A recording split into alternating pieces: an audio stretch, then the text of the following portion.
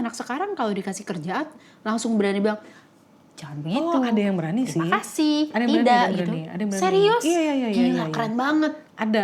IP-nya berapa tuh? Iya. Mantan dosen ya ini ya. Curhat basi, curahan hati bareng psikolog.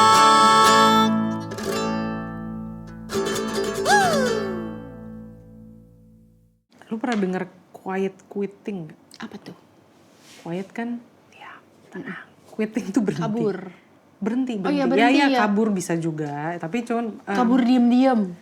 kabur Kayak diem-diem, bener. Nah, kenapa ini nih? istilah yang lagi tren di dunia kerja. Karena kan gue juga menangani sudah merambah ya ke industri dan organisasi gitu.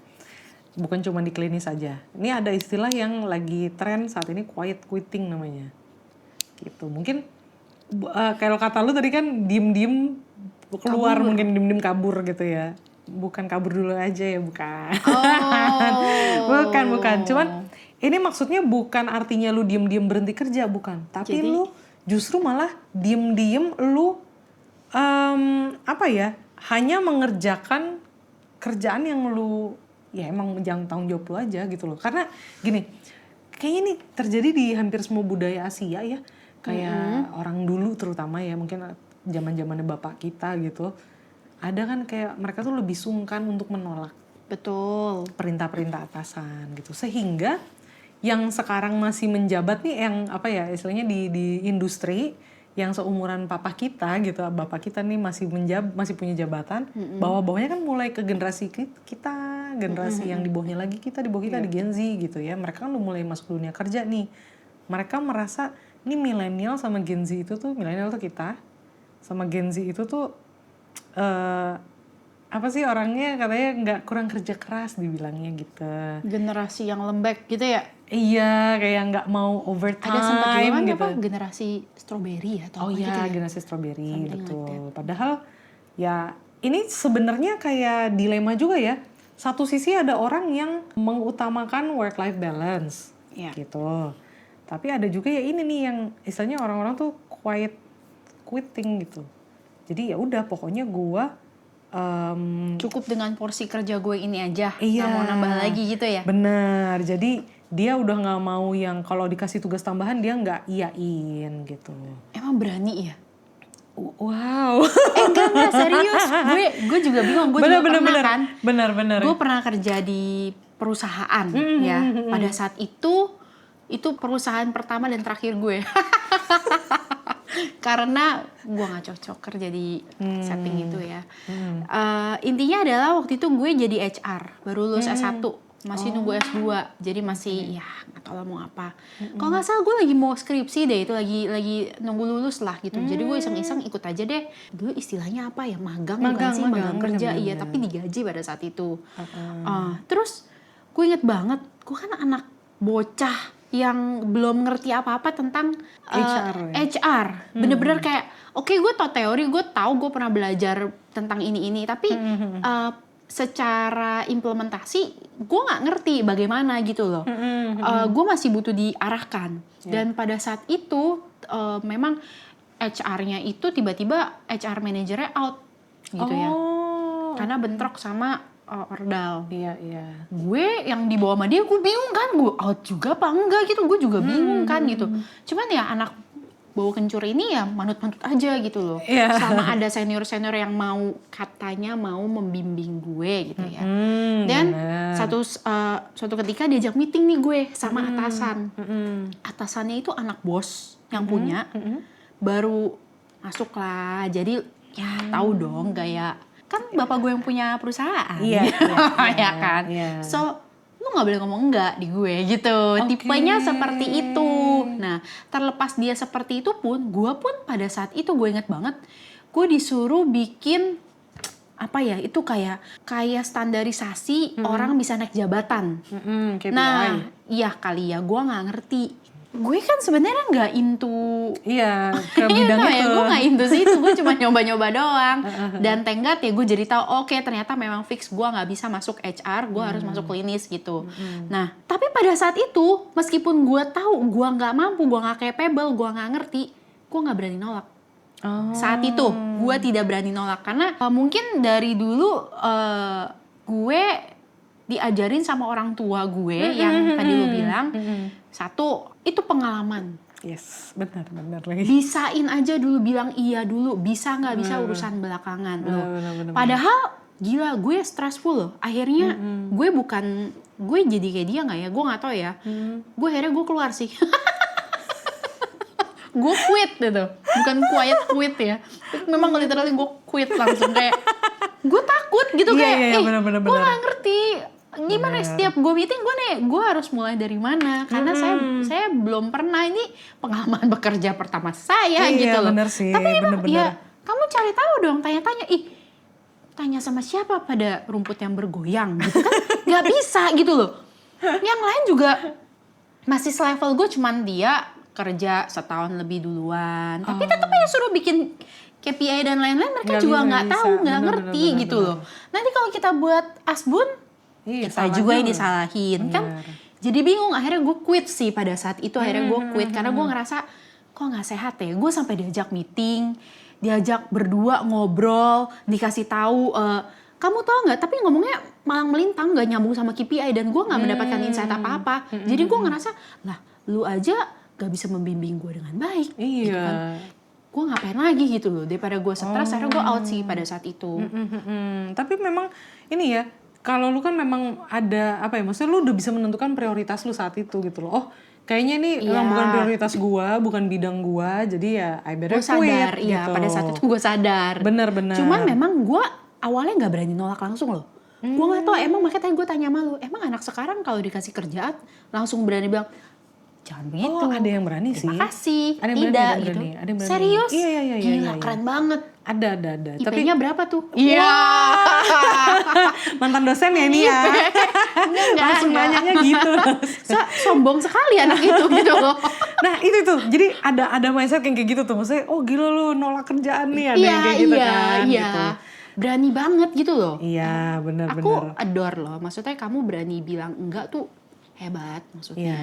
Cuman ini memang tadi balik lagi ya. Ini kita nggak bisa bilang ini sebuah hal yang salah. Maksudnya dengan lu tadi quit itu nggak apa ya? Bukan berarti juga orang bisa ngejudge bahwa lu orangnya gampang menyerah. Iya. Nggak bisa gitu juga, nggak bisa gitu juga gitu. Dan mungkin tadi yang lu bilang, hah gila emang ada yang berani nolak ya? Berarti nggak sebenarnya nggak selalu salah juga ya ketika mereka menolak ya gitu. Nggak selalu salah juga. Kita harus lihat juga kondisinya gitu. Jadi sebenarnya memang ini apa ya tadi quiet quitting ini jadi kayak perdebatan sebenarnya. Ini nih memang tujuannya untuk sehat mental atau justru malas kerja aja? Pertanyaan itu soalnya sebenarnya. Itu soalnya beda-beda tipis tuh. Garisnya itu tipis banget ya. Bener. Jadi makanya kita mau bahas sebenarnya batasnya tuh yang kayak gimana sih gitu. Terutama kayak yang kita berdua nih yang tipenya pekerjaannya yang apa ya, yang nggak kayak orang kantoran yang 9 to 5 gitu. Kita kan bisa kapan aja nih gitu. Nah, lu sendiri gimana? Maksudnya lu kerja yang apa sih orang bilang tuh yang hustle gitu. Hustle work kan, yang bisa kerja kapan aja. Orang melihatnya kayaknya kayak nggak kerja tapi kerja gitu ya. Iya, kayak fleksibel gitu ya, fleksibel banget. Fleksibel hour gitu. Tempatnya juga fleksibel. Setting seperti apa nih yang lu mesti boundariesnya gimana nih kalau lu gitu. Oke. Pasti kan lu juga ini ya, maksudnya ada stresnya sendiri. Stresnya beda sama orang-orang yang kantoran gitu. Benar-benar. Karena gue kan sejak punya anak gue udah lama nih, maksudnya udah nggak praktek ya. Oh ya. Memang gue udah nggak praktek, jadi lebih banyak masih fokus sama anak sama ngurus usaha sendiri, usaha keluarga, usaha gue dan suami gue sih tepatnya gitu. Dan gue pernah ngalamin yang namanya gue nggak punya batasan itu. Jadi maksudnya kerja kapan aja? Yes. Kayak lagi ibaratnya lagi ngurus anak pun, anak gue lagi main nih. Ting tong. Gue bisa langsung ngerjain kerjaan gue dulu dan gue suruh anak tunggu. Sampai mama sampai anak gue cranky pun gue bisa tunggu ya. Mama harus kerjain kerjaan dulu, mama harus cari duit dulu. Oh, oke, kata-kata sampai sakti. Anak-anak gue kalau pegang handphone, kamu ngapain pegang handphone? Aku mau cari duit.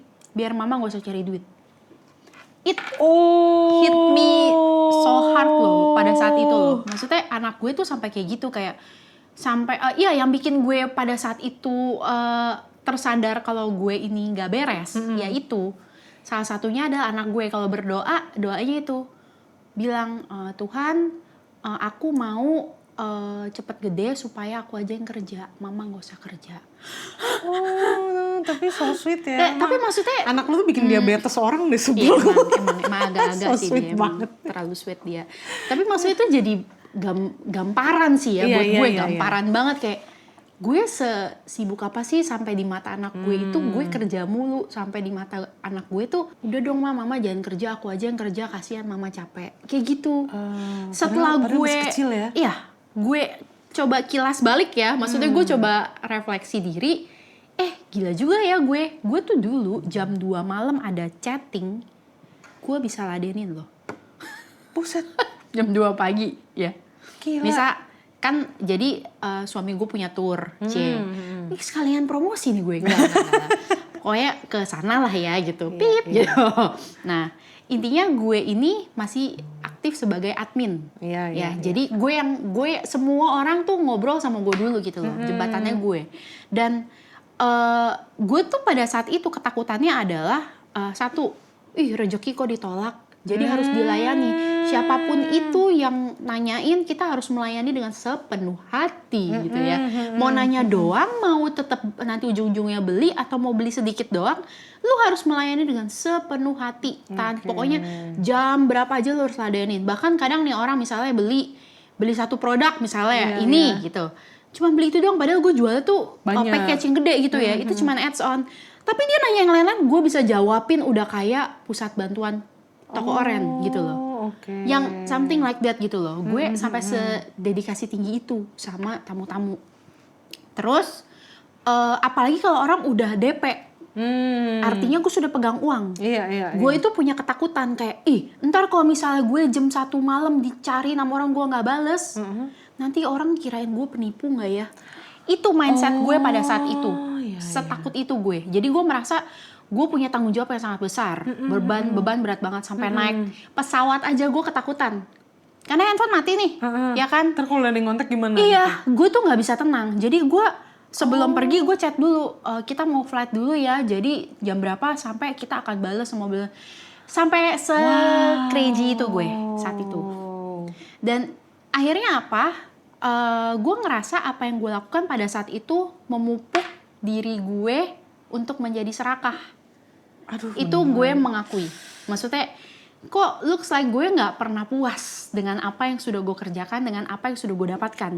Sampai akhirnya di titik kayak gue udah melakukan yang terbaik, ntar orang kalau nggak jadi beli produk sama gue, misalnya jasa gue, terus gue kecewa, terus gue blaming myself, gue marah-marah ke suami gue kayak, gue salah apa ya? Itu udah tinggal selangkah lagi loh, itu udah tinggal buka invoice loh, itu udah tinggal transfer loh, tapi dia nggak jadi. Gue kesel gitu loh saat itu. Dan akhirnya apa? Gue kayak orang gila beb.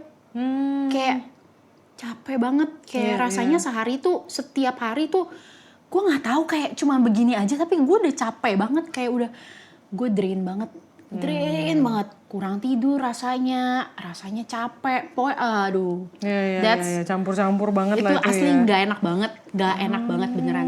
Gitu. Dan ya gila, the dark side of Mama Hana. Ya, tapi emang benar, gak ada yang percaya, kayak lu hahaha aja, tapi enggak, yang lihat tuh laki gue. Dia yang lihat sendiri kayak lu tuh serakah banget, lu nggak boleh kayak begini dan lain-lain gitu loh. Untungnya dia masih mengingatkan tapi ya. Dia sangat mengingatkan gue. Dia sampai suruh gue, lu ke psikolog, lu yang butuh ke psikolog nih ya. Lu udah nggak beres katanya.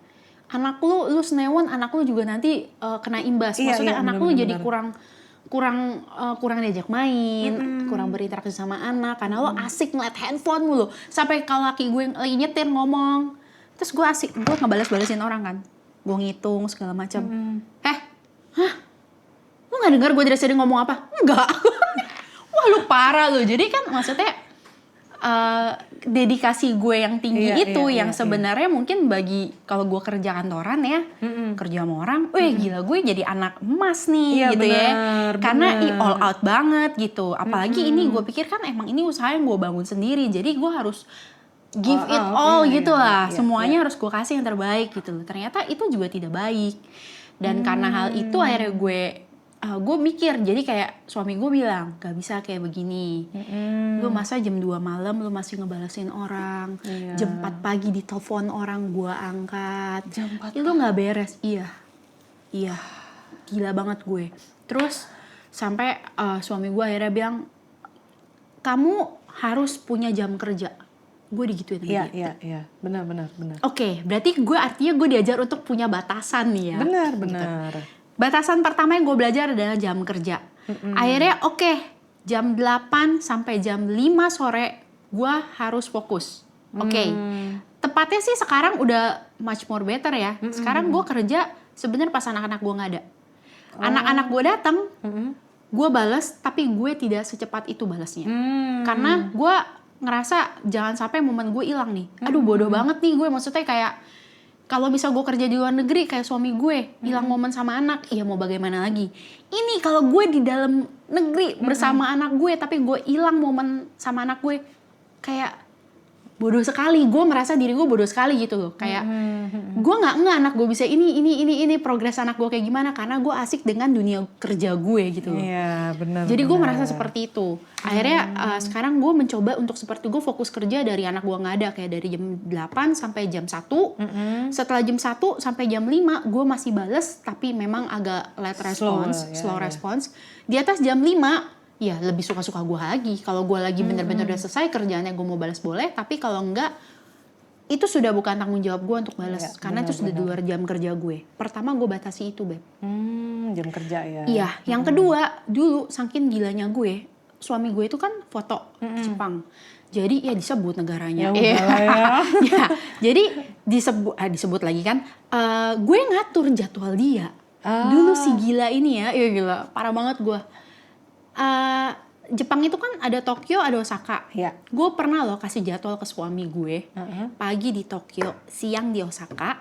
Wah gila. Malam balik lagi ke Tokyo, foto lagi. Wah gila. Kayak suami gue bilang, Han, tolong ya ini yang pertama dan terakhir ya. Besok gue tipes katanya. Mau tipe saya mau izin dia ya. Besok gue tipes. Ini pertama dan terakhir ya, besok gue tipes. Besok gue tipes gitu ya. Jadi gue bilang kayak, tapi rezeki nggak boleh ditolak gitu dah. Itu berkelanjutan sampai untung laki gue badak ya. Maksudnya dia nggak tipes-tipes sih, puji Tuhan ya. Jangan tunggu sampai tipes dong. Jangan, sakit kuning. Enggak, jangan, kita tolak gitu ya. Nah, terus akhirnya sampai satu ketika gue ngerasa suami gue tantrum nih. Tantrumnya dalam arti gini, kayak kalau lagi liburan nih, Juni sama Desember liburan. Tapi tuh Juni dan Desember itu adalah panen-panennya gue tuh. Oh, karena liburan. Kita bekerja di sektor ini ya memang harus nggak bisa liburan di saat orang-orang liburan gitu kan. Bener. Nah, tapi kalau di bulan-bulan lain kalau misalnya ada orang, gue tambahin terus sampai laki gue mau pulang aja tuh susah. Gue reschedule terus flightnya saat itu. Wah, gitu loh. Gila lu. Terus udah serakah kan, itulah awal mula keserakahan. Maksudnya gue jadi kayak merasa enggak, anak gue 2, kita harus siapin dana, gitulah, biasalah. Jadi kayak begitu. Tapi akhirnya suami gue cranky, maksudnya, Han, gue nggak pernah liburan loh sama kalian, kayak ups gitu. Gue udah lama nih nggak pulang, nggak ketemu anak-anak, ups, iya juga gitu. Nah akhirnya kemarin tuh Desember lalu sih itu bener-bener titik dimana gue berusaha untuk let go. Karena Desember itu kan masa panen-panennya. Sekarang memang udah bisa jalan, tapi kalau foto kan masih tetap sama suami gue. Nah akhirnya gue mencoba merelakan itu selama 3 minggu. Jadi karena keluarga besar gue pengen pergi ke Jepang juga, nah gue tarik lah suami gue, oke, gue kasih lu libur ya tahun ini. Cialah, bubas. Jadi lu bukan admin sebenarnya, bubos. Gue kasih libur ya tahun ini. Iya, soalnya kalau enggak kita nggak punya waktu bareng-bareng sama mumpung semua keluarga besar ikutan. Kalau enggak, maksudnya kesian juga ya kalau dia harus jadi left behind gitu kan ya. Ya udah, ikhlas deh, gue coba ikhlasin, gue bilang. Ya Allah. Ya tapi memang in the end ketika gue merasa gue bisa menakar itu ya, gue bisa membatasi, membuat batasan-batasan itu, jujur Li, gue jauh lebih feelingnya sejahtera gitu loh, Iya, gampangnya. benar. Feelingnya Benar. kayak peaceful gitu loh, Beb. Iya, benar, pasti Peaceful lah, banget. pasti. Ketika gue ngambil semua job itu, yang sampai suami gue bilang, Hana stop, sudah tidak ada armada, bisa lo cari lagi, tidak ada lagi Hana, tidak, wih gila, itu gue bentrok terus sama dia. Astaga. Dia ngerasa gue greedy, gue ngerasa enggak, ini nggak cukup gitu. As simple as enggak, ini nggak cukup gitu. Tapi itu jadi momok banget, dan sekarang kita udah woles. Kayak udah tahu batasan, udah tahu ini, udah bisa lebih menikmati hidup. Iya. Ya udah. Udah tobat lu ya, berarti ya. Ya kadang relapse sih Beb. Aduh. Kadang relapse. Tapi ya. kalau di gue, yang kayak lu itu adalah suami gue justru. Gitu, karena kalau dia mindsetnya gini, kan karena dia bukan kerja kantoran, sehingga kalau dia nolak job, gue nggak tahu nanti dapat job lagi kapan yang kayak gini, gitu. Jadi dia selalu coba berusaha ngambil job terus sampai suatu hari gue yang bilang kayaknya kamu tuh emang harus punya hobi deh biar ada waktu untuk liburan gitu. Karena kalau gue tanya dulu, kamu hobinya apa? Kerja. Hobi aku kerja, dia bilang. Wah gila sih, maksud gue. Dan sampai satu kali tuh dia kalau tidur tuh sampai ngigo.